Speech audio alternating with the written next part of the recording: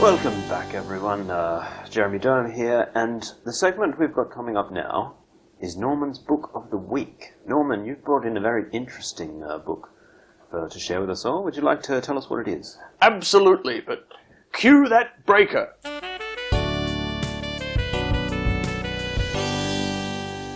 Okay, that's right, Jeremy. Now, my book of the week, now I don't believe there were any new books that came out this week. It was a bit of a slow week, so we're going back in time, all the way back to 1983. And this lovely book is one of my favorites. It's called 125 Years of The Advertiser. You know, I used to work at The Advertiser many years ago. I was a cadet newsman. Really?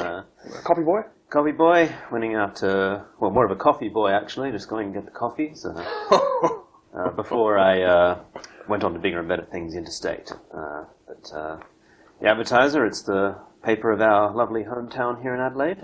This is just wonderful. There's a wonder. It goes all the way back right to the beginning. Everything in between from the gay 90s all the way up to the blazing 80s.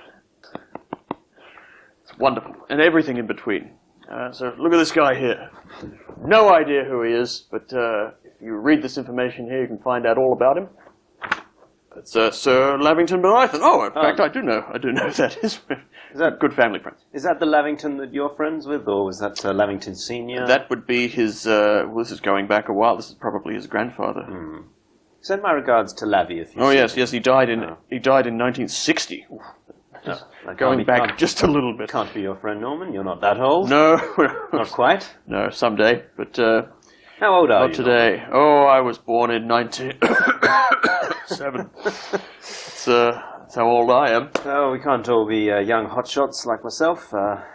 But I'm sure you've lived a well-lived life, Norman. Of course I have. Plenty more years to come, as you do too. Plenty more years. Another 125 years of reading The Advertiser, perhaps? Well, wouldn't that be the dream? Another thing I'd like to point out, just on the cover here, look at this. Look at this. Just get a close-up of that. Remember the days when milk was delivered on your door like that? I still get my milk delivered, Norman. Don't you? Oh, you must live in one of those older suburbs.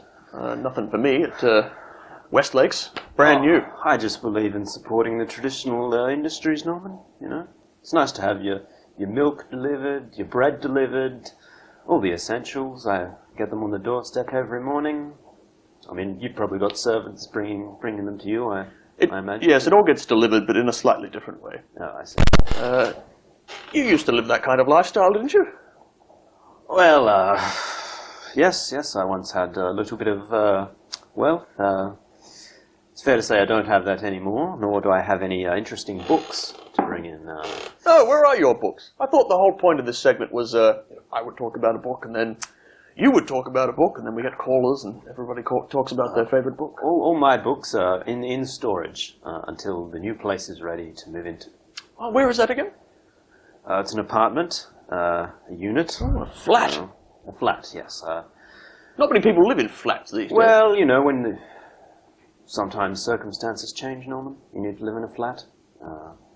We don't need to go into the details as to why I need to live in a flat now, but... Certainly when the bank possesses your house, you've got no other choice, do you? Well, no, I wouldn't say that. There's someone possessing my house right now, and she is enjoying it to its fullest extent.